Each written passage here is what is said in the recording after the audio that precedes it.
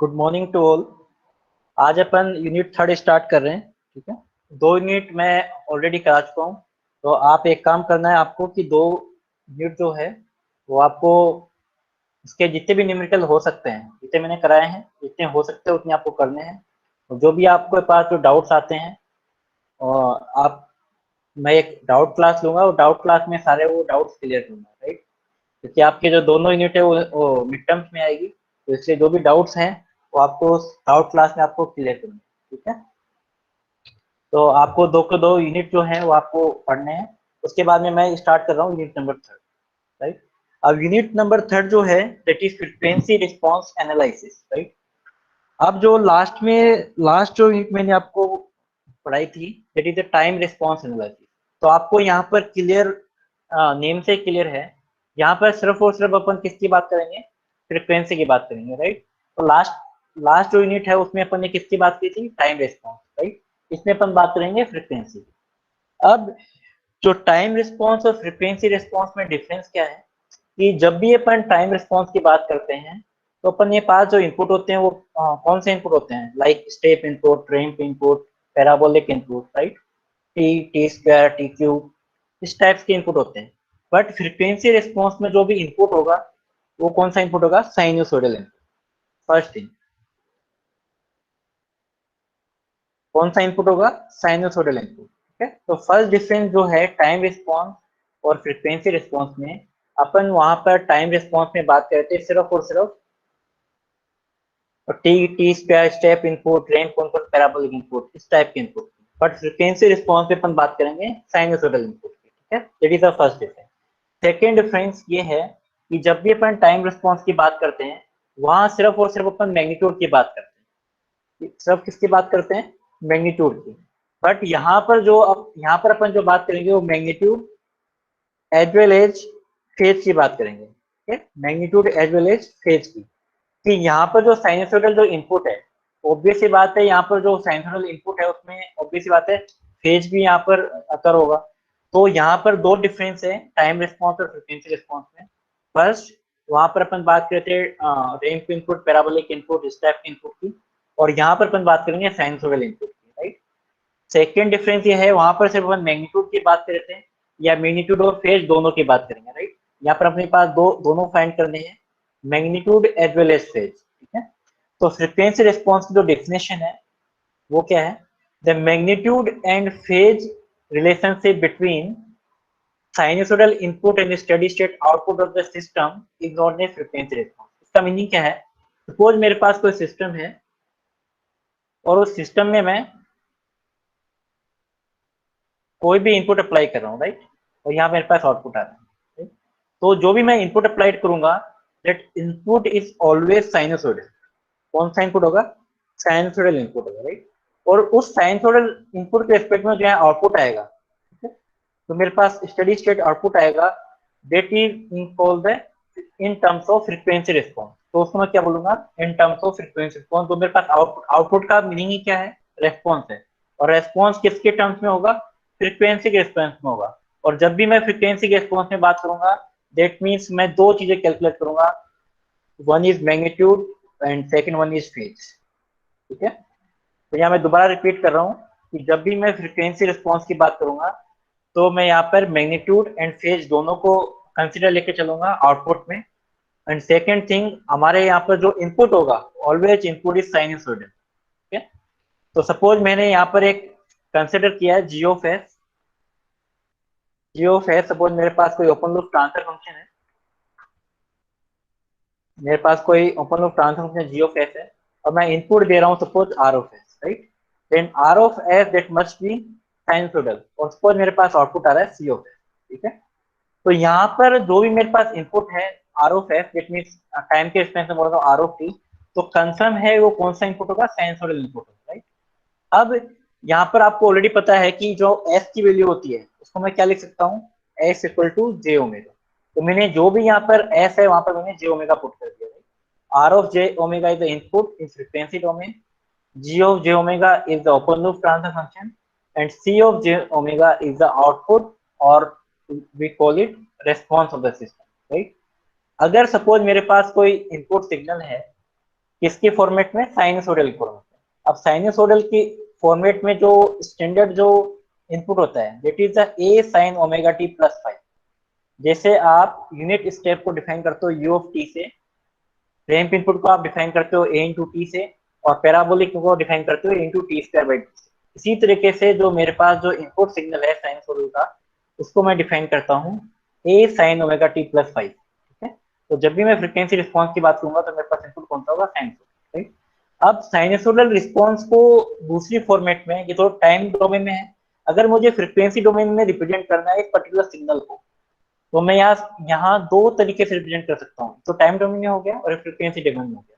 तो frequency domain को जो रिप्रेजेंट करने का तरीका है that is the polar form.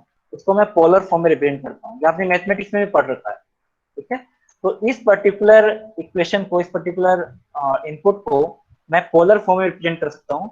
और पोलर फॉर्म में मैं दो चीजें कंसिडर करता हूँ, one is amplitude and second one is phase. One is amplitude, second one is phase. तो मैंने यहाँ पर जो मेरे पास एम्पलीट्यूड होगा, ठीक है, तो एम्पलीट्यूड यहाँ पर कितना है? ए है, तो इसको मैं लिखता हूँ ए। और यहाँ पर जो फेज एंगल है, तो phase angle is five. But phase angle के साथ साथ जो मेरे पास फ्रीक्वेंसी होगी वो कांस्टेंट रहेगी, दैट इज ओमेगा। ठीक है, तो मेरे पास यहाँ पर पोलर फॉर्म में जो मैं रिप्रेजेंट कर रहा हूँ that is the amplitude and phase a angle five. A यहाँ पर क्या होगा? That is the magnitude of this input R of J omega. इसका जो मैग्नीट्यूड होगा that is a, that is amplitude. इसको आप मैग्नीट्यूड बोल सकते हो, आइदर आप इसको मैग्नीट्यूड भी बोल सकते हो। Right, amplitude either magnitude. Second one is phase. जो इस पर्टिकुलर इनपुट का इन फ्रीक्वेंसी डोमेन जहाँ मेरे पास एंगल आएगा उसको मैं क्या बोलूंगा? That is phase. तो मैं इसको दो तरीके से डिफाइन कर सकता हूँ, एम्पलीट्यूड एंड फेज। ठीक है, तो फ्रीक्वेंसी रिस्पॉन्स में मैं यहाँ पर दो क्वांटिटी डिफाइन करता हूँ, बट टाइम डोमेन में सिर्फ और सिर्फ मैं एम्पलीट्यूड को डिफाइन। तो यहाँ पर फ्रीक्वेंसी रिस्पॉन्स का मतलब आपको समझ में आया कि नहीं आया बताइए, क्योंकि पूरे के पूरे चैप्टर के अंदर, पूरे यूनिट के अंदर सिर्फ और सिर्फ फ्रीक्वेंसी रिस्पॉन्स की बात करेंगे, सिर्फ और सिर्फ एम्पलीट्यूड और फेज एंगल की बात करेंगे। तो यहाँ पर किसी को डाउट है तो आप बता सकते हो, आप पूछ सकते हैं। ये बहुत इंपॉर्टेंट पॉइंट है, स्टार्टिंग पॉइंट है, यहीं से आपका चैप्टर स्टार्ट होता है। ये ऑलरेडी आप मैथमेटिक्स में भी पढ़ चुके हो, मैंने यहाँ पर सिर्फ रिपीट करा है, बेसिक कॉन्सेप्ट है। समझ में आया कि frequency response always represent in amplitude as well as phase. Right, अब अपन बात करते हैं कि how we will calculate the response और we call it output in frequency domain. ठीक है, आपको सपोज साइनसोइडल इनपुट गिवन है, इसका मुझे रेस्पॉन्स निकालना है। रेस्पॉन्स का मतलब है मेरे को आउटपुट निकालना है, सी ऑफ जे ओमेगा, ठीक है, या सी of T time domain.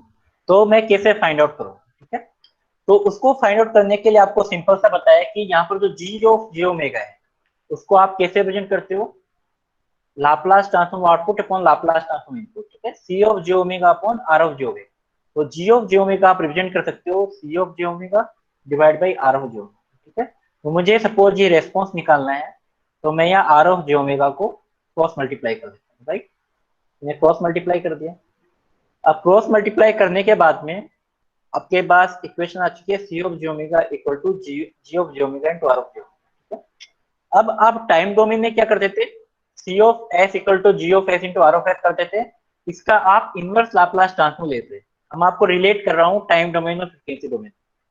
Time domain में आप क्या करते थे कि C of s equal to G of s into R of s लेते थे, इसकी वैल्यू पुट करते थे, और यहाँ पर आप इनवर्स लाप्लास ट्रांसफॉर्म लेते थे। क्या करते थे आप?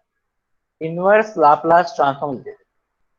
बट यहाँ पर मेरे पास कौन सा इनपुट है? साइनसोइडल इनपुट है, तो यहाँ पर इनवर्स लाप्लास ट्रांसफॉर्म आप ले सकते हो, बट वो साइनसोइडल इनपुट के लिए बहुत डिफिकल्ट टास्क हो जाएगा सोल्व करने। ठीक है, इसलिए मैं फ्रीक्वेंसी रिस्पॉन्स लेके आ रहा हूँ। और फ्रीक्वेंसी रिस्पॉन्स में क्या करेंगे? इस सी ऑफ जी ओमेगा का आप amplitude as well as phase calculate करोगे। ठीक है, आपके पास अगर एम्पलीट्यूड आ जाता है और फेज आ जाता है, दैट मीन्स आपके पास रिस्पॉन्स आ जाएगा इन फ्रीक्वेंसी।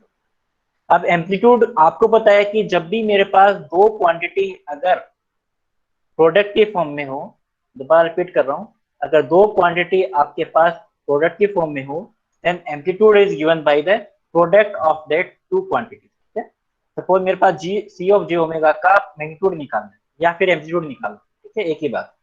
तो मैं जी ऑफ जे ओमेगा और आर ऑफ जे ओमेगा की जो मैग्नीट्यूड है उसको मैं क्या कर दूंगा, मल्टीप्लाई कर दूंगा, राइट। तो यहाँ पर जो एम्पलीट्यूड होंगे वो क्या होंगे, मल्टीप्लाई, राइट। तो मेरे पास एम्पलीट्यूड निकल जाएगा या फिर मैग्नीट्यूड निकल जाएगा, एक ही बात, तो भी आप कहना सकते हैं। अगर मैं फेज की बात करूं, तो मेरे फेज की अगर मैं बात करता हूं, तो फेज के लिए ऑलवेज जो एंगल होगा मेरे पास या फेज एंगल होगा, अगर वो प्रोडक्ट की फॉर्म में है तो प्रोडक्ट की फॉर्म में always phase angle calculate in addition. आप जब भी आप दो आपको क्वांटिटी दे रखी है उनका आपको फेज एंगल निकालना है, तो उनके फेज एंगल को आप क्या कर दोगे, एडिशन कर दोगे, ठीक है। ये भी आपको ऑलरेडी पता है, ठीक है। आप क्या कर दोगे, ऐड कर दोगे। तो मेरे पास जी ओमेगा जो भी एंगल होगा और जो आर ऑफ जी ओमेगा का जो भी एंगल होगा उनको मैं क्या कर दूंगा, ऐड कर दूंगा, राइट। तो आपको यहाँ पर दो क्वांटिटी निकालनी है, एम्पलीट्यूड और फेज। और जो मेरे पास जो एम्पलीट्यूड आएगा, सपोज मेरे पास जो एम्पलीट्यूड आ रहा है वो सपोज A1 आ रहा है, कुछ भी मान सकता हूँ, सपोज A1 आ रहा है। और मेरे पास जो एंगल आ रहा है वो पाई ऑफ 1 आ रहा है, ठीक है, कुछ भी एंगल आ सकता है, सपोज मेरे पास फाई 1 आ रहा है। तो जो मेरे पास जो आउटपुट होगा, तो सी ऑफ जेमेगा का जो आउटपुट होगा उसको मैं क्या प्रेजेंट कर सकता हूँ, A1 एंगल ऑफ 5। तो मेरे पास जो आउटपुट होगा वो ये आउटपुट होगा A1 और 5, ठीक है, इन फ्रीक्वेंसी डोमेन। अगर आपको टाइम डोमेन में लिखना है तो टाइम डोमेन में आप क्या लिख सकते हो, एम्पलीट्यूड A1 इनटू मेरे पास इनपुट था साइन ओमेगा टी प्लस 5, ठीक है। इस तरीके से आप टाइम डोमेन में लिख सकते हो। ये फ्रीक्वेंसी डोमेन का तरीका है और ये मेरे पास टाइम डोमेन का तरीका। अगर आपको टाइम डोमेन में रेस्पॉन्स निकालना है तो आप इस तरीके से फाइंड कर सकते हो। या सिंपल आपको A1 यहाँ पर एम्पलीट्यूड फाइंड करना है, फेज एंगल फाइंड करना है, इसको आप पोलर फॉर्म में रिप्रेजेंट कर सकते हो। पोलर फॉर्म में रिप्रेजेंट करने के बाद में आप इसको एज ए टाइम डोमेन में रिप्रेजेंट कर सकते हो। यहाँ तक किसी को डाउट है तो बताइए।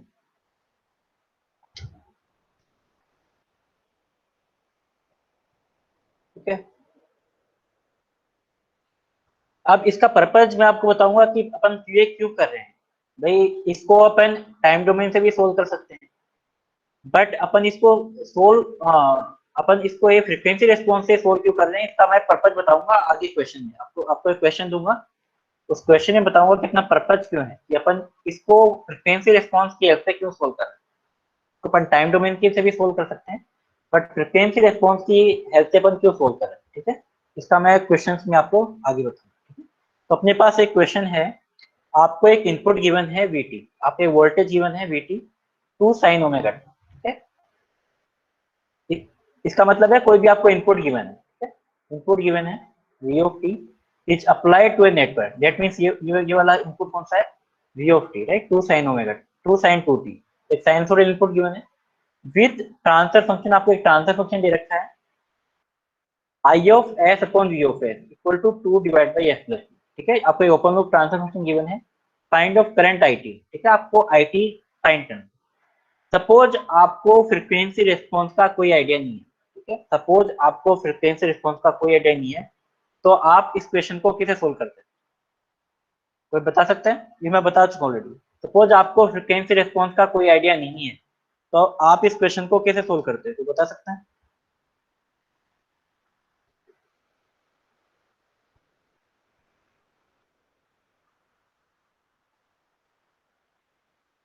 हाँ, टाइम डोमेन से आप कैसे सोल्व करते हैं इसको, अगर आपको फ्रीक्वेंसी रिस्पॉन्स का आइडिया नहीं है। माइक ऑन करके बता सकते हो। लाप्लास ट्रांसफॉर्म, बिल्कुल। अगर आप इसको आपको सोल्व करना है तो आप क्या करोगे, लाप्लास ट्रांसफॉर्म यूज में लोगे, और लाप्लास ट्रांसफॉर्म में यूज में लेके आप क्या करोगे, उसका इनवर्स लाप्लास लोगे, ठीक है। तो सपोज मैं वीएस को यहाँ मल्टीप्लाई कर दूं सपोज, तो वीएस क्या फाइंड कर लूंगा, 2 sin 2t का जो लाप्लास ट्रांसफॉर्म हो जाएगा 2 into 2 4 divide by s square plus 4, ये मल्टीप्लाई करूंगा, पार्शियल फ्रैक्शन करूंगा और इसका इनवर्स लाप्लास ले लूंगा, ठीक है। आप टाइम डोमेन में इसकी हेल्प से सोल्व कर सकते हो, बट यहाँ पर जो आपके पास जो पार्शियल फ्रैक्शन आएगा और जो आप इसके पास जो कैलकुलेशन आएगी वो बहुत डिफिकल्ट होगी, ठीक है। तो उस क्वेश्चन इस पर्टिकुलर क्वेश्चन के अंदर जब भी आपको साइनसोइडल इनपुट गिवन है तो आपको सिर्फ और सिर्फ आपको फ्रीक्वेंसी रिस्पॉन्स से सोल्व करना है, तो आपके लिए इजी रहेगा। ठीक है, तो ऐसा आपको क्वेश्चन मैं करा रहा हूँ तो इसको आपको इजीली आपको पता चल जाएगा कि अपन ये इजी कैसे रहेगा। ठीक है, तो सपोज अपन फ्रीक्वेंसी रिस्पॉन्स की हेल्प से इसको सोल्व करें, राइट। तो फ्रीक्वेंसी रिस्पॉन्स की हेल्प से आपको क्या करोगे, वीएस को मैंने मल्टीप्लाई कर दिया, मैंने वीएस को मल्टीप्लाई कर दिया। ठीक है, अब यहाँ पर S equal to G omega मैंने पुट कर दिया, राइट। आपको ये करना है फ्रीक्वेंसी रिस्पॉन्स में, सिर्फ और सिर्फ आपको क्या करोगे, X equal to J omega put कर दो, ठीक। तो मैंने जे ओमेगा पुट कर दिया, 2 divide by J omega plus 2 into V okay. ठीक है, तो ये इसी तरह का इनपुट आ रहा है। ठीक है, मैंने आपको यहाँ बताया इसी तरह का आ रहा है। ठीक है, इसी तरह का ये, हाँ, हेलो, डाउट है कुछ? C of J omega equal to G of J omega into R of J omega, ये मेरे पास आ रहा है रेस्पॉन्स। इसी तरह का मेरे पास ये रेस्पॉन्स आ चुका है। ये सी ऑफ जे ओमेगा में मतलब ये आउटपुट है, ये मेरे पास इनपुट है आर ऑफ जी ओमेगा, ये मेरे पास जी ऑफ जी ओमेगा। ठीक है, इसी तरह का आ रहा है। तो आपको इसका क्या करना है, टाइम रिस्पॉन्स निकालना है। ठीक है, उसके लिए आप क्या करोगे, यहाँ पर इसका मेरे को क्या करना है, इसका मैं क्या कर लूंगा, एम्पलीट्यूड निकालूंगा, इसका एम्पलीट्यूड निकालूंगा, दोनों को पॉजिटिव कर दूंगा। ठीक है, दोनों को प्लस कर दूंगा, ऐड कर दूंगा। इसका फेज एंगल निकालूंगा, इसका फेज एंगल निकालूंगा, उनको क्या कर दूंगा, ऐड कर दूंगा। That is the concept of frequency response. But मुझे यहाँ ओमेगा की वैल्यू नहीं पता है। ठीक है, ओमेगा की वैल्यू फाइंड करने के लिए आपके पास जो इक्वेशन होती है साइनसॉइडल इनपुट की, वो क्या होती है, a sine omega t plus five. Equation क्या होती है, a sine omega t plus five, यही होती है। ठीक है, a sine omega t plus five, यहाँ पर जो एम्पलीट्यूड है, यहाँ पर ओमेगा है, तो आप जो के पास जो इक्वेशन गिवन है वो क्या है, 2 साइन 2t। आपके पास इक्वेशन क्या है, 2 साइन 2 इंटू टी, स्टैंडर्ड ये इक्वेशन है। इसका मतलब जो है ओमेगा की जो वैल्यू होगी वो कितनी होगी, ओमेगा की वैल्यू कितनी होगी, 2 वैल्यू। तो यहाँ पर मैं ओमेगा की वैल्यू पुट कर सकता हूँ 2। ठीक है, तो मैंने ओमेगा की वैल्यू 2 पुट कर दी, तो इक्वेशन में कितनी आएगी, 2 divide by j two plus two, right, into V of j. ठीक है, 2 आप कॉमन ले लो दोनों में से, यहाँ भी 2 कॉमन आएगा, यहाँ भी 2 कॉमन आएगा, राइट। तो यहाँ पे 2 कॉमन आएगा, यहाँ भी 2 कॉमन आएगा, तो यहाँ पर आपके पास ये 2 कैंसिल आउट होगा, राइट। तो आपके पास इक्वेशन आ चुकी है I of J omega equal to 1 divide by 1 plus j into V of j. यहाँ तक किसी को डाउट है तो बताइए, फिर हम आगे बताते हैं। यहाँ तक किसी को डाउट है?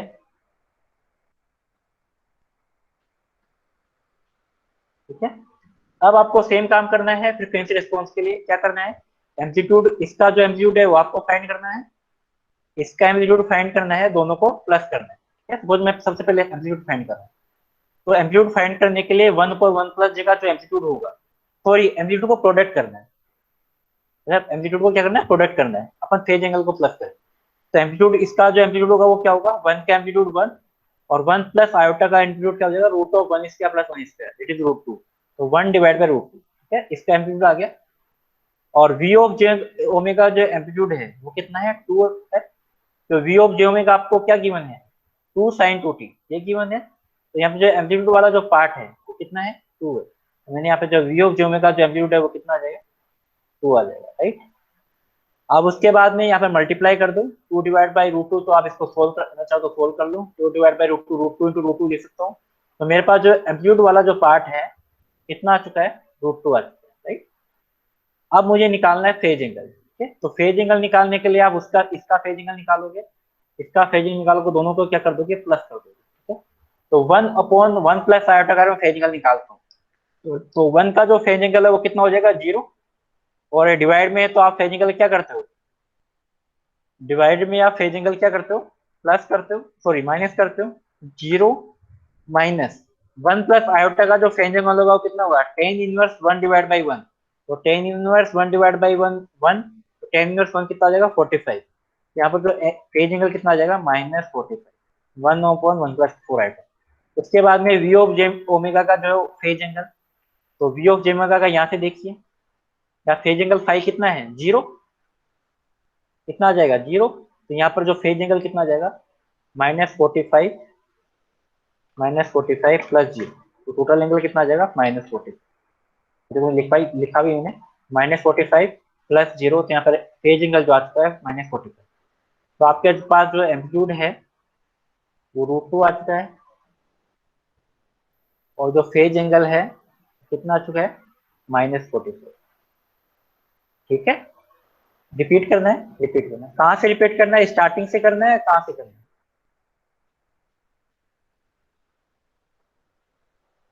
स्टार्टिंग से करना है, बीच से करना है, एंगल वाला बताना है। ओके, मैं मैग्नीट्यूड और एंगल दोनों बता देता हूँ। मैग्नीट्यूड वाला जो पार्ट है शुरू से रिपीट करना है, शुरू से रिपीट कर देता हूँ, यहाँ से बता देता हूँ, फिर मैं दोबारा इस क्वेश्चन को वापस रिपीट करता हूँ। ठीक है, जो मेरे पास आउटपुट आएगा, आउटपुट मतलब सीटी, और ये इस पर्टिकुलर केस में यहाँ पर आईटी है। तो आईटी को मैंने आउटपुट, मैंने जो ऊपर बताया गया आउटपुट को मैं कैसे लिखता हूँ, सीटी को मैंने जो बता रखा है A1 एंगल ∅1, और यहाँ पर जो आउटपुट आएगा that is A1 sign omega t plus 5।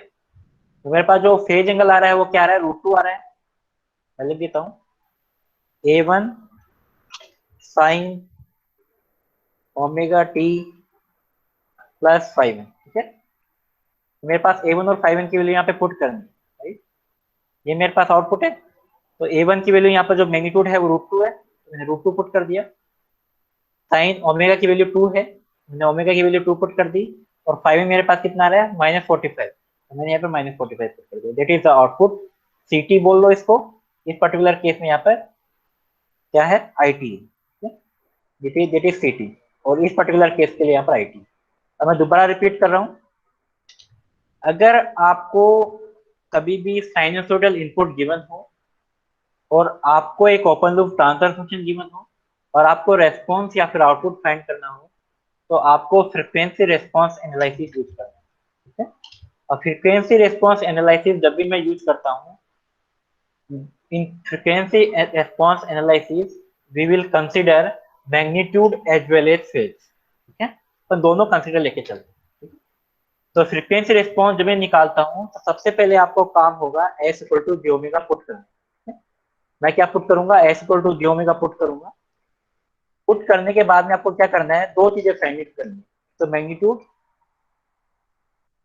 And phase, magnitude and phase. ठीक है, तो आपको क्या काम करना है, S equal to j omega put करना है, और आपको मैग्नीट्यूड एंड फेज फाइंड करना है। अब मैग्नीट्यूड और फेज फाइंड करने के बाद में आपको क्या करना है, जो भी आपको रेस्पॉन्स गिवन है उसके अकॉर्डिंग आपको आउटपुट लिखना है।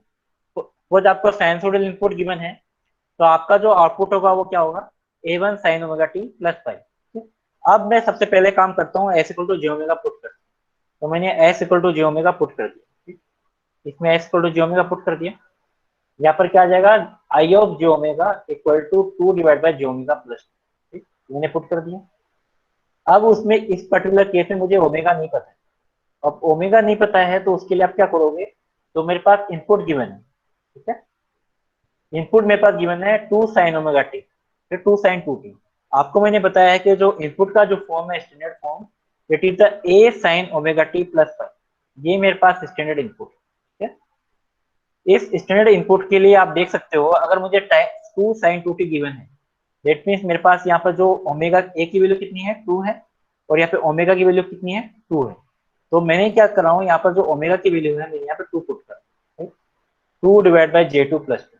अब यहाँ पे मैंने 2 कॉमन ले लिया है, दोनों में से 2 कैंसिल आउट हो जाएगा, तो मेरे पास जो आई ऑफ j ओमेगा आ रहा है वो आ रहा है 1/1 plus j into V of j। ये मेरे पास सेम फॉर्मेट आ रहा है जैसे आपने ऊपर फाइंड किया, ये सेम फॉर्मेट है। ठीक है, C of j omega into G of j omega into R of j। इसमें आपको क्या करना है, एम्पलीट्यूड को प्रोडक्ट करना है और फेज एंगल को प्लस करना है, सिंपल सा ये काम करूँ। तो मेरे पास इसका एम्पलीट्यूड मैं फाइंड करूंगा, इस पर्टिकुलर का मैं एम्पलीट्यूड फाइंड करूंगा, दोनों को प्लस कर दूंगा, सॉरी दोनों को मल्टीप्लाई कर दूंगा। ठीक है, तो 1/1 प्लस आयोटा का जो एम्पलीट्यूड होगा वो कितना होगा, 1 डिवाइड बाई √1 प्लस 1। ठीक है, 1 प्लस आयोटा का आपको एम्पलीट्यूड पता है, a प्लस आयोटा b का जब आप एम्पलीट्यूड निकालते हो, it is √a² plus b², right, √1 plus 1, तो 1/√2 आ जाएगा। और v ऑफ j ओमेगा मेरे पास इनपुट क्या है, ये v ऑफ j ओमेगा है, राइट, 2 साइन 2t। ठीक है, तो 2 साइन 2t में आप देख सकते हो इसका एम्पलीट्यूड कितना है, 2, यहाँ पे दिख रहा है ऑलरेडी, a की वैल्यू 2 है, तो मैंने 2 पुट कर दिया, राइट। तो 2 डिवाइड बाय √2 का आप सोल्व कर सकते हो, तो यहाँ पे √2 आ गया, that is the amplitude of the I of j omega. इसी तरीके से आपको इसका क्या करना है, फेज एंगल फाइंड करना है, इस पर्टिकुलर ट्रांसफर फंक्शन का फेज एंगल फाइंड करना है, दोनों को क्या करना है, एडिशन करना है। तो 1/1 प्लस आयोटा का जो फेज एंगल होगा वो कितना होगा, 0-45, 0 - 10 स्क्वायर 1 है। तो इस पर्टिकुलर ट्रांसफर फंक्शन का तो मेरे पास आ चुका है -45, इसका मुझे फाइंड करना है। तो वी ऑफ जिमी का ये रहा मेरे पास, यहाँ पर मेरे पास फाइव की वैल्यू 0 है, कोई फेज एंगल नहीं है, तो फेज कितना हो जाएगा 0। तो -45 + 0, तो मेरे पास जो एंगल आ चुका है -45 का।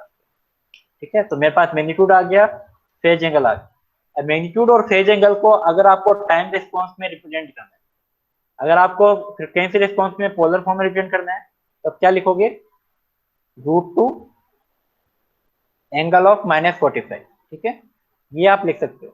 बट आपको अगर टाइम टाइम रिस्पॉन्स में लिखना है, तो टाइम रिस्पॉन्स में आप क्या लिखोगे, √2 sin ω t -45। जीरो में से क्यों लिस्ट किया, अब देखो मैं आपको बताता हूँ। 1/1 प्लस आयोटा का एंगल पूछ रहे हैं हिमांशु, कैसे निकाला। ठीक, आप देखो 1/1 प्लस आयोटा का अगर फेज एंगल निकालना है, तो देखो फेज एंगल निकालने के लिए आपको पता है a प्लस आयोटा b, आप फेज एंगल निकालना है तो आप क्या करते हो, 10 inverse of b divide by a, ये करते हो आप, ये करते हो। तो यहाँ पर मुझे सपोज 1 का फेज एंगल निकालना है, ठीक है, 1 का मुझे फेज एंगल निकालना है। तो 1 का फेज एंगल निकालने के लिए आप क्या करोगे, 10 इनवर्स b, यहाँ पर क्या है, आयोटा की फॉर्म, आयोटा का कोफिशिएंट 0 है, डिवाइड बाई 1। तो 10 इनवर्स 1 डिवाइड बाई 0, 1 कितना आ रहा है, 0। और 10 इनवर्स 0 कितना आएगा, 0 डिग्री। यहाँ पर एंगल कितना आ जाएगा, 0 degree. 10 inverse b divide by a करते पर फेज एंगल के लिए, तो अगर मेरे पास 1 एंगल का फेज एंगल निकालना है, तो 10 इनवर्स बी मतलब कोफिशिएंट ऑफ आयोटा, आयोटा का कोफिशिएंट 0 है, और यहाँ पर रियल पार्ट 1 है, तो 10 inverse 0 divide by 1 that mean 0। 10 inverse 0 0, 0 degree आ गया। और यहाँ पर अगर 1 प्लस आयोटा का निकालना है, 1 प्लस आयोटा का निकालना है, तो आप क्या करोगे, 10 इनवर्स 1 डिवाइड बाई 1, तो 1 divide by 1 that means 10 inverse 1, और 10 इनवर्स 1 का क्या आ जाएगा, 45 डिग्री। क्लियर हो गया। ठीक है, a प्लस आयोटा b का जो अपन एंगल निकालते हैं 10 इनवर्स b बाई ए। ठीक, तो आपके पास जो अगर पोलर फॉर्म में लिखना है, तो √2 इंटू -45 लिख सकते हो। ठीक है, और अगर आपको अगर टाइम डोमेन में लिखना है, दैट मीन्स आप amplitude into sine omega t plus 5, ये मैंने बताया आपको सीपी। तो √2 आ गया, और एम्पलीट्यूड आपका sign omega T, that means 2, omega की वैल्यू 2 है तो 2t, और एंगल आपका φ1 जो है -45, तो -45। ठीक है, इस तरीके से आप टाइम डोमेन में आप फाइंड कर सकते हो। ठीक है, अपन को ये फाइंड करना था, फाइंड आई टी। तो मेरे पास आई टी आ चुका है, √2 sin 2t - 45। ये मैंने अब जो आपको स्टेप्स बताए हैं, वो पूरे स्टेप्स बताए हैं। आप चाहो तो इस क्वेश्चन को सिर्फ और सिर्फ 30 से 40 सेकंड में सोल्व कर सकते हो। ये मैंने पूरे स्टेप बताए हैं कि आपको एग्जाम में कैसे लिखना है। अगर आपको वैसे सोल्व करना है तो आप इजीली आप सोल्व कर सकते हो 30 से 40 सेकंड में। एम्पलीट्यूड निकालो, फेज निकालो, और डाइट आप, अगर सपोज मुझे यहाँ पर कोस गिवन होता, मैं आपको और बता चुका हूँ, वो बता दूं, अगर सपोज यहाँ पे 2 cos 2t गिवन होता, तो भी आपका जो आउटपुट है यहाँ पे सिर्फ और सिर्फ यहाँ पर साइन की जगह कोस आ जाता, कोई चेंज नहीं होता। अगर आपके यहाँ पर साइन की जगह अगर कोस गिवन होता, सिर्फ साइन की जगह यहाँ पर कोस आ जाएगा, बाकी सब चीजें सेम है। ठीक है, तो ये वाला जो रेस्पॉन्स है वो कौन सा है, it is the first order. यहाँ पे देखो आपको रेस्पॉन्स दिख रहा है, फर्स्ट ऑर्डर दिख रहा है आपको, 2/डिवाइड बाई s+2। तो जब भी आपको फर्स्ट ऑर्डर सिस्टम गिवन हो, तो आप इसको इस तरीके से सोल्व कर सकते हो। ठीक है, तो जैसे मैंने आपको टाइम रेस्पॉन्स में आपको बताया था, first order system, second order system, ठीक है, उसके बाद में आपको मैंने कुछ टर्म्स बताई थी। इसी तरीके से फ्रिक्वेंसी रेस्पॉन्स है, बट फ्रिक्वेंसी रेस्पॉन्स में अपने पास जो फर्स्ट ऑर्डर सिस्टम है वो डिटेल में नहीं जाना। सेकंड ऑर्डर सिस्टम है वो आपके कोर्स के अंदर डिटेल के अंदर है, फर्स्ट ऑर्डर सिस्टम आपके कोर्स के अंदर नहीं है। ठीक है, फिर भी मैंने आपको बता दिया, अगर सपोज क्वेश्चन आता है तो आप इस तरीके से सोल्व कर सकते हो। ठीक है, अब अपन आते हैं सेकंड ऑर्डर सिस्टम में। सेकेंड ऑर्डर सिस्टम है वो इम्पोर्टेंट, वो आपके एग्जाम में कई बार पूछा जाता है। तो सेकेंड ऑर्डर सिस्टम बहुत इंपॉर्टेंट है, ठीक है। जिस तरीके से आपको मैंने सेकेंड ऑर्डर सिस्टम बताया था टाइम रिस्पॉन्स में, ठीक है, आपको एक सीटी कर्व लिया था मैंने अंडर डैम सिस्टम के लिए, और मैंने आपको वहां पर डिफरेंट डिफरेंट टर्म्स डिफाइन करी थी, right, like time, like rise time, peak time, maximum overshoot, settling time, ठीक है, बहुत सारी वहां पर टर्म्स अपन डिफाइन करी थी। सेम यहाँ पर अपन फ्रीक्वेंसी डोमेन में भी एक सेकेंड ऑर्डर सिस्टम के लिए अपन यहाँ पर different types of terms define करेंगे, ठीक है। अपन यहाँ पे कोई सेकेंड ऑर्डर सिस्टम लेंगे, सेकेंड ऑर्डर सिस्टम के लिए अपन फ्रीक्वेंसी डोमेन में डिफरेंट टाइप्स ऑफ यहाँ पर टर्म्स अपन डिफाइन करेंगे। उन टर्म्स को आपको डिराइव करना है, ठीक है। जैसे अपने राइज टाइम डिफाइन करा था, पीक टाइम डिफाइन करा था, मैक्सिमम ओवरशूट फाइंड करा था, इसी तरह कैसे अपन को फ्रीक्वेंसी डोमेन में डिफाइन, ठीक है। तो डिफाइन करने से पहले मैं आपको बता देता हूं कि सेकंड ऑर्डर सिस्टम कौन सा हो। सेम आपको जैसे आपने टाइम डोमेन में जो सिस्टम लिया था सेकंड ऑर्डर सिस्टम का, सेम आपका वो स्टैंडर्ड सिस्टम होगा, दिख रहा है आपको, ठीक है।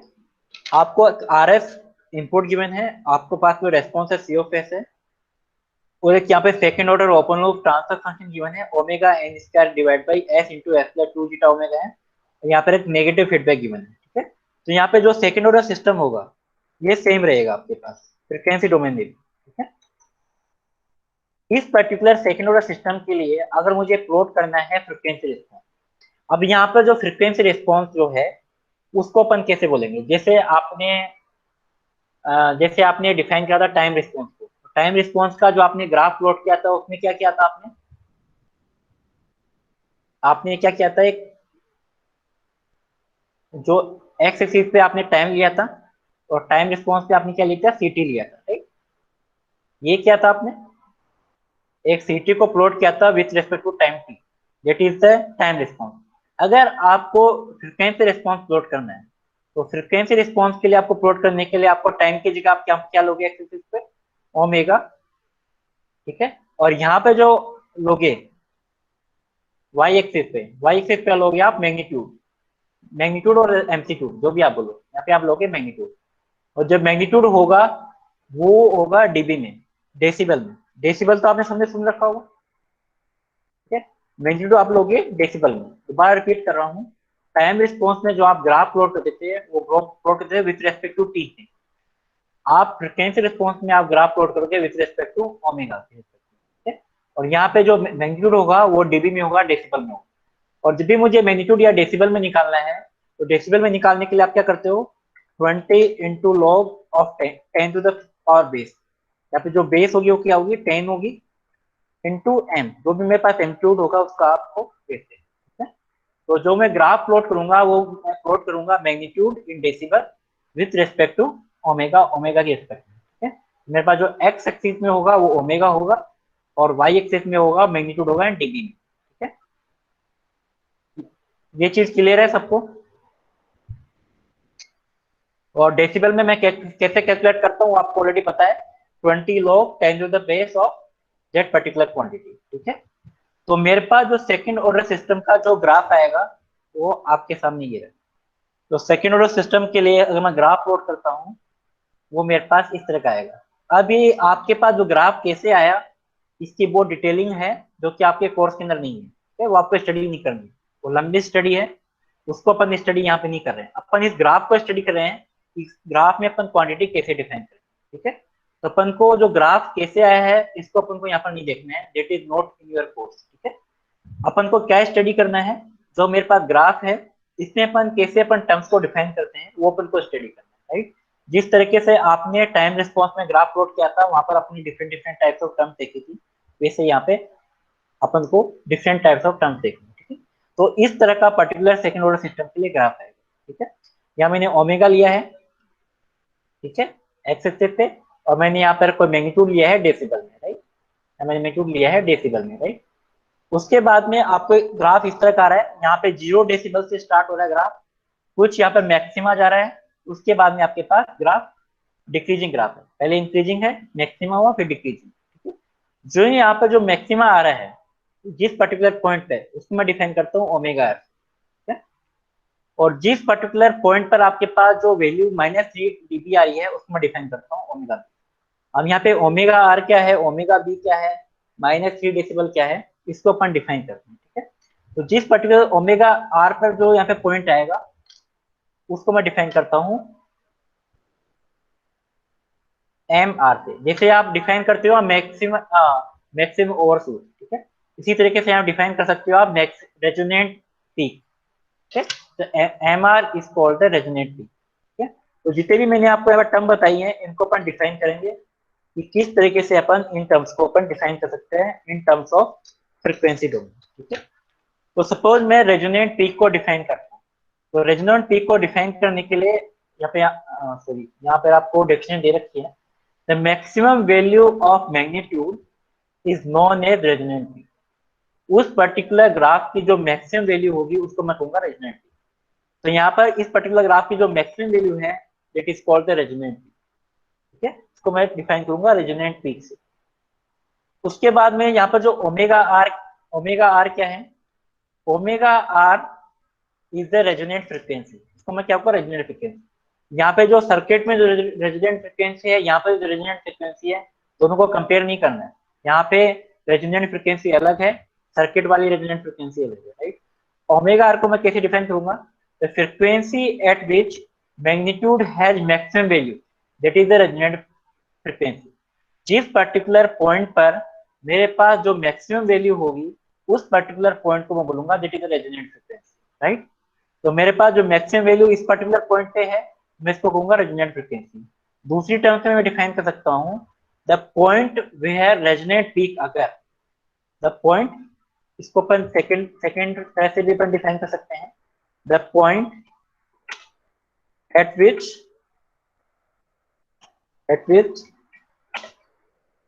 Maximum resonant peak occur that is M R occur, ठीक है। जिस पर्टिकुलर पॉइंट पर रेजोनेंट पीक अकर होगा उस पर्टिकुलर पॉइंट को मैं बोलूंगा that is resonant, sorry that is resonant frequency. तो यहाँ पे मैंने दो टर्म्स डिफाइन करी है, दोबारा रिपीट कर रहा हूँ। Number one term is the resonant peak. Resonant peak is the point where the maximum value of the magnitude is occur in decibel, right? That is the resonant peak. Maximum value यहाँ कर रहा है, that is resonant peak. And resonant frequency is the point where maximum value of the magnitude occur. इस तरीके से आप define कर सकते हो। और we call it resonant frequency is the point where resonant peak occur. It is called the resonant frequency. Okay? यहाँ तक किसी को डाउट है किस तरीके से अपन इन टर्म्स को डिफाइन कर रहे हैं?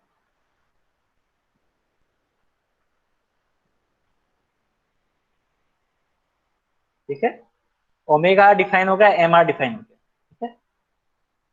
फिर अपन डिफाइन करते हैं ओमेगा बी को, ठीक है। ओमेगा बी से पहले मैं डिफाइन करता हूँ बैंडविड्थ, ठीक है।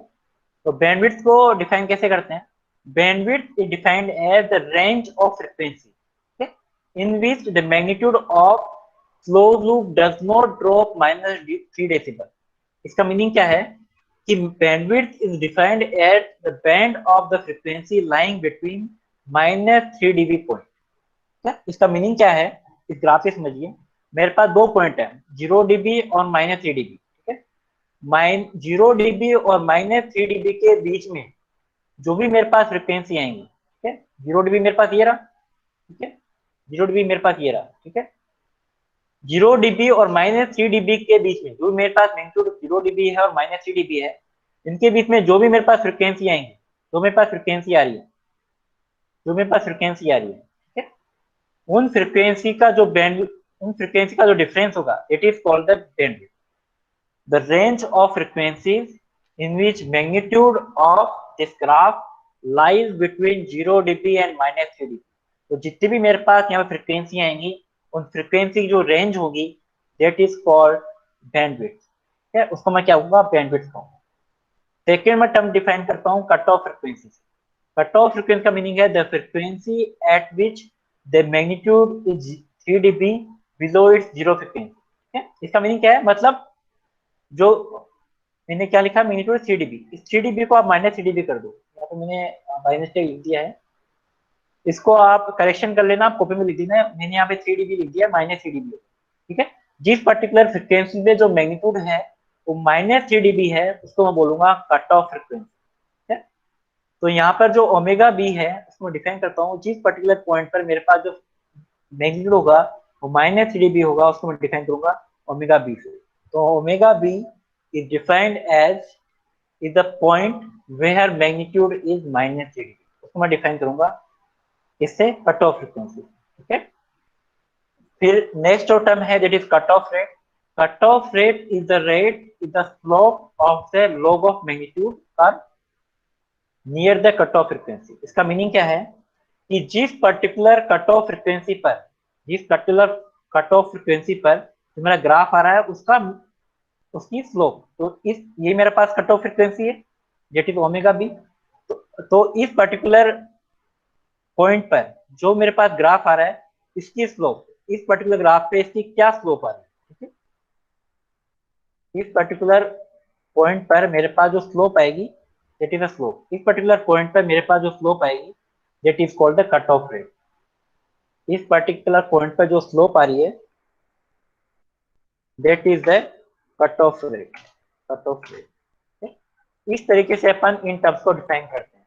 Number 1 resonant peak, number 2 resonant frequency, number 3 bandwidth, number 4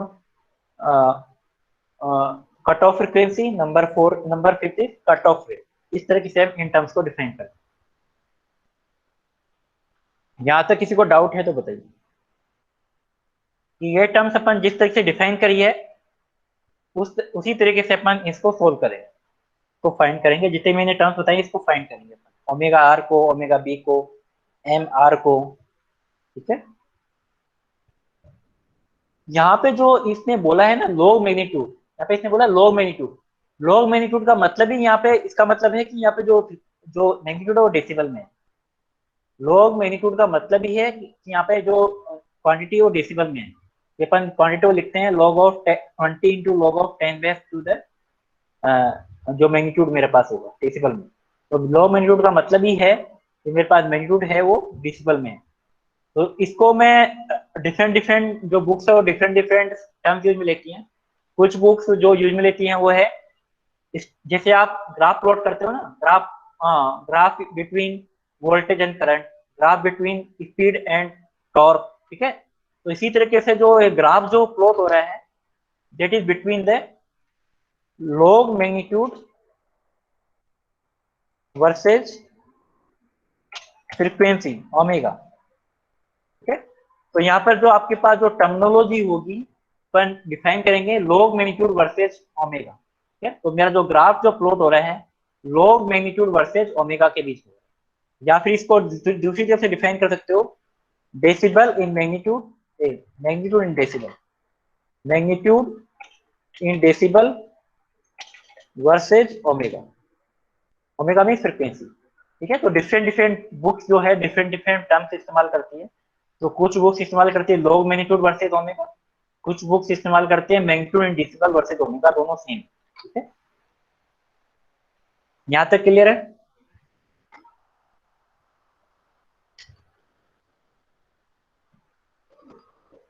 ठीक है। अगर आपको ये टर्म्स क्लियर है तो अपन इसको आगे प्रोसीड कर सकते हैं, आगे अपन सोल्व कर सकते हैं, ठीक है। अब मैं डिफाइन करता हूँ सेकंड ऑर्डर सिस्टम को। तो मेरे पास ये सेकंड ऑर्डर सिस्टम है और सेकंड ऑर्डर सिस्टम का आपको ऑलरेडी क्लोज लूप ट्रांजिशन बताया, ठीक है, बताने की जरूरत नहीं है। C of s upon R of s is equal to omega n square divide by s square plus 2 zeta omega n into s plus omega. ये ऑलरेडी आपको transfer function, close loop transfer function पता है, ठीक है। Find करने की कोई requirement नहीं, आपको ऑलरेडी पता है, ठीक है। इस पर्टिकुलर ट्रांसफर फंक्शन को आपको सेम काम करना है। यहाँ पर क्या करना है, फ्रीक्वेंसी रिस्पांस के लिए एस इक्वल टू क्या करना है, जे ओमेगा पुट करना है, ठीक है। यहाँ पर अपन को इनवर्स लाप्लास ट्रांसफॉर्म नहीं लेना है। टाइम रिस्पांस में क्या कर देते हैं आप, मल्टीप्लाई कर देते आर ऑफ एस को, तो उसका इनवर्स लाप्लास लेते थे। बट अपन को फ्रीक्वेंसी रिस्पांस में ऐसा नहीं करना है। फ्रीक्वेंसी रिस्पांस में आप क्या करोगे, S equal to J omega put कर दिया, राइट। तो मैंने S equal to J omega put कर दिया। जे ओमेगा पुट करने के बाद में यहाँ पर आप जे ओमेगा पुट करोगे, राइट। यहाँ पर आप जे ओमेगा पुट करोगे, मैंने पुट कर दिया। इसको अगर जे ओमेगा का मैं होल स्क्वायर लिखूं तो जे ओमेगा का होल स्क्वायर आयटा ओमेगा का होल स्क्वायर क्या होगा, माइनस ऑफ ओमेगा स्क्वायर। यहाँ पर क्या है, माइनस ऑफ ओमेगा स्क्वायर, ठीक। इसको आप मल्टीप्लाई कर दो, 2j इंटू 2 जीटा ओमेगा है इंटू ओमेगा। अब यहाँ पर ध्यान देने की बात है, ये ओमेगा एन और ओमेगा डिफरेंट है, दोनों को मल्टीप्लाई नहीं कर देना, ओमेगा स्क्वायर नहीं करना। ओमेगा एन डिफरेंट है, omega n is the natural frequency, omega omega is the s equal to omega, ये वाली फ्रीक्वेंसी है, तो दोनों डिफरेंट है, प्लस ओमेगा एन स्क्वायर। उसके बाद में आपको क्या करना है, इस पर्टिकुलर ओमेगा एन स्क्वायर को कि आयटा वाली टर्म्स जो है वो अलग आपको लिख लेनी है, और रियल जो टर्म्स है वो अलग लिख लेनी है, ठीक है। तो omega n square means omega square, मैं यहाँ पे रियल टर्म्स अलग कर दी मैंने, जो और जो इमेजिनरी टर्म्स हैं वो मैंने यहाँ पे अलग कर दी, राइट, ठीक है। इसके बाद में आपको क्या करना है, ओमेगा एन स्क्वायर को यहाँ पर कॉमन लेना है। ये मैं क्यों कर रहा हूँ हम आपको आगे बताऊंगा। ओमेगा एन स्क्वायर को यहाँ पर कॉमन ले लेना है। ओमेगा एन स्क्वायर को जैसे ही आप कॉमन लोगे तो इसको आप डिवाइड करोगे तो यहाँ पर क्या आएगा, omega n square divide by omega square that is 1 minus omega square upon omega n square.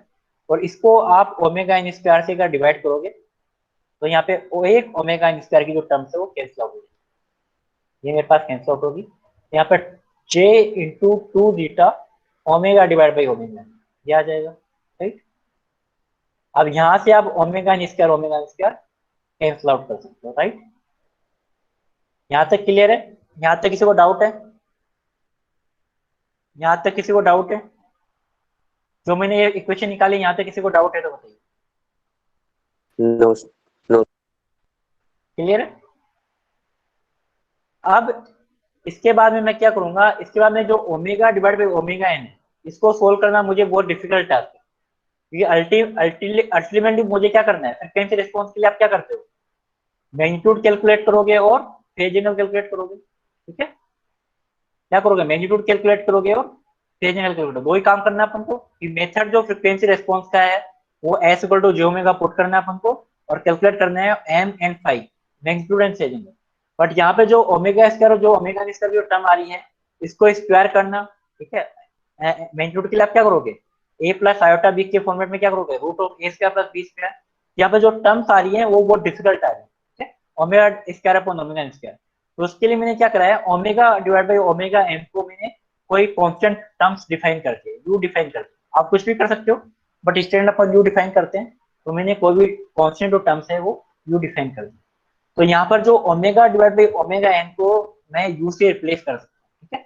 वापिस अपन क्या करेंगे, यू को रिप्लेस कर देंगे omega divide by omega n से, ठीक है। अभी के लिए आपको इजीली सोल्व करने के लिए मैंने क्या कराया, omega divide by omega n को यू से रिप्लेस कर दिया। आपको आप इससे बिना भी सोल्व कर सकते हो बट वहां पर जो कैलकुलेशन होगी वो डिफिकल्ट होगी, ठीक है। तो कैलकुलेशन इजी करने के लिए मैंने omega divide by omega n को यू कंसीडर कर दिया, राइट। यहाँ पर क्या लिख सकता हूँ, 1 माइनस यू का होल स्क्वायर, ठीक है, plus 2 J into 2 beta omega by divide by omega को मैंने क्या लिख दिया, ये लिख दिया। अभी देखो ये क्वेश्चन और ये क्वेश्चन में आपको डिफरेंस दिख रहा है। अब इसका मैग्नीट्यूड और फेज एंगल निकालना इजी टास्क है इंस्टेड ऑफ दिस इक्वेशन, ठीक है। तो इस पर्टिकुलर इक्वेशन का आपको क्या करना है, मैग्नीट्यूड निकालना है और फेज एंगल निकालना है। उसके बाद में आपको फ्रीक्वेंसी रिस्पॉन्स कैलकुलेट करना है, राइट। तो फ्रीक्वेंसी रिस्पॉन्स में कॉन्सेप्ट ये रहेगा, s equal to J omega put करो और मैग्नीट्यूड और फेज एंगल अपन को फाइंड कर दो, ठीक है। तो अपन नेक्स्ट क्लास में अपन इस पर्टिकुलर ट्रांसफर फंक्शन का अपन फ्रीक्वेंसी रिस्पॉन्स फाइंड करेंगे, रेजोनेंट पीक फाइंड करेंगे, और जितने भी मेरे पास टर्म्स है, cut off frequency, bandwidth, resonant peak, resonant frequency, सब अपन टर्म्स डिफाइन करें, ठीक है। यहाँ तक किसी को डाउट है तो बताइए,